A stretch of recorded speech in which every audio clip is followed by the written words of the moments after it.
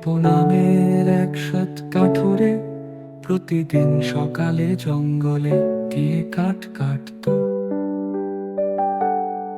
তার প্রিয় কাঠ কুড়ালটি ছিল অনেক পুরনো, কিন্তু তীক্ষ্ণ আর বিশ্বস্ত। সে কুড়াল নিয়ে গান গাইতে গাইতে কাজ করত।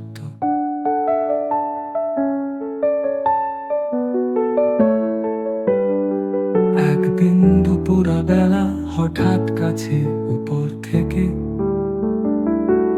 একটি গম্ভীর প্যাঁচার ডাক শোনা গেল। দীপু কৌতূহল